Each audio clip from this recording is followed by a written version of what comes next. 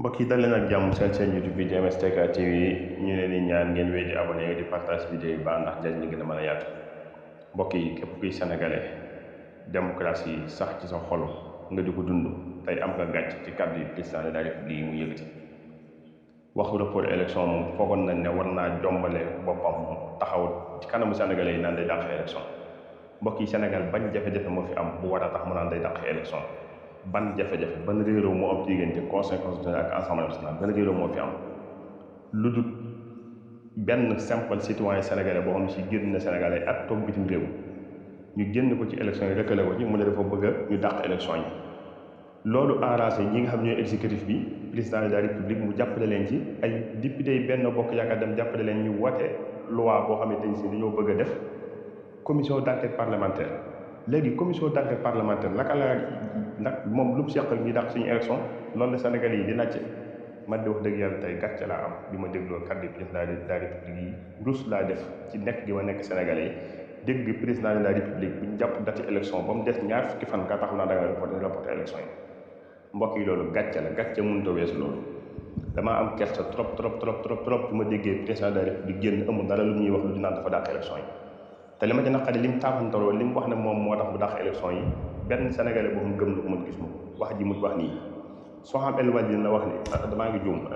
Rose Wardini da wax ne dafa am naka dafa am nationalité Sénégal dafa am nationalité française xanaa nag Rose Wardini lañ yëpp am na yeneen sénégalais yu nekk fii ci biir réew mi yor ay nationalité française te am na ñoo wax nañ ne jàll nañ ci candidature yi xanaa Rose Wardini lañ yëpp leneen li ci gën a metti tamit mooy prisonniers politiques yi ne ci biir yi ñoo nekk ci biir kaso yi yàgg gi njàgg bi kaso yi attiwuñ ne ñu bàyyi fi ñu ay gone yi ndaw ñu ñàkk seen liggéey ñuy génn réew yi ñun ñëpp ñu fas ñu nañ toog xaar ba 25 février jot bisu dëgg la ñu voté ñu mën a jóge ci nooteel gi ñu nekkoon ak buumu njaam gi ñu nekkoon ñu ñoo tax naa dañu dàq élection yi te yi Sénégal yi am na leneen beneen seetlu bu ngeen seetlu ci kàddu président yi mooy wax ban date lañ fas yéene jàppale élection yi lu dul ne day toog di xaar Assemblée nationale ñu wax li ñuy wax léegi nag li saf problème ci man mooy président jàpp na ne ñun Sénégalais yi taxaw na moom bokkatu ci élection yi moom mooy seet bi suñu xol président ñàkk bokkam ci élection yi daa amul sañ-sañ bi loolu wax ji mooy président de la République amul sañ-sañ bokkaat ci élection yi taxaw naan man dama bokkaat ci élection yi loolu mënut a saral benn xolu Sénégalais lim def amul benn Sénégalais bu mu neex tey li metti mooy taxaw di wax loo xam ne si yow li ngay wax Sénégalais yi ci boppam ñoom noonu ni convaincre wala noonu yaay dana la jaaxal parce que ku gis manière yi def ak geste yi mi def da nga xam ne ñi mu bëgg a wax yeewu leen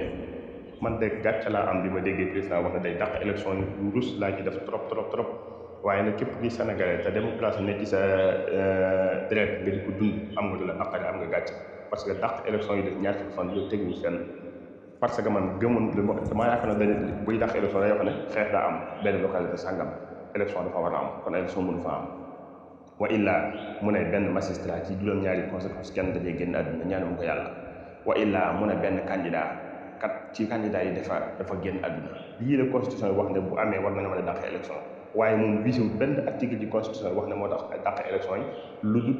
bëgg ay ñenn nit ay politiciens yi ne ci biir réew mi jàpp ne ñoom ñoo tiim sénégalais yi wala ñoo sit sénégalais wala ñoom lu ñu bëgg nit ñi dañ cee war a ànd loolu mbokk yi tegul fenn nañu waxante dëgg bu fekkente ni nit ñi wax dëgg mooy tax a jóg nañ jàkkaarloo président de la République ñu wax ko dëgg xamal ko ne ko dàq élection yi tegul fenn képp koo xamante ni si nag da ngaa bëgg a noppi nga toog jàpp sa ñàmm waaye ku ne am nga sañ-sañu wax sa xalaat ci réewum Sénégal nii nga takku ci teggin takku ci teggin waaye li nga wax nag na nekk loo xamante ni si nii que lu wér te wóor la président de la République dàq élection yi lim teg ci suñu loxo man de doy moom muy wax ak yéen bëju Sénégal yi bëri tamit doy leen élection yi nii ñi ne ci biir kaso yi ko xalaat ku mel ne Bassirou Diomaye Faye deful dara lu benn tweet benn post Facebook la def jàpp tëj ko ci kaso bi léegi juges yi ñu tuumaal ay juges conseil constitutionnel la ëttu article bi gën a mag ci réewum Sénégal lañ accusé corruption xanaa ñeneen accusé ari wala nañu fekk ci kaso bi takkee waxul lu dul wax ne parce que li ma fenn wax mooy justice bi dafa jébbalu ci kanam exécutif bi lii da la wax ñu jàpp tëj ko ci kaso bi ñi jàkkaarloo ay juges yu toll noonu accusé lañ man li ma doon xaar mooy ñu jàpp ñeneen accusé ñëpp yóbbu leen ci yoon waaye dem taxaw bi ci assemblée def seen i théâtre ñi wax ñu nekk fa di xuloo nga jàppante ngir bëgg a gëmloo Sénégalais yi ne crise constitutionnelle dafay am wala boog mbokk yi lii dafa ruslu trop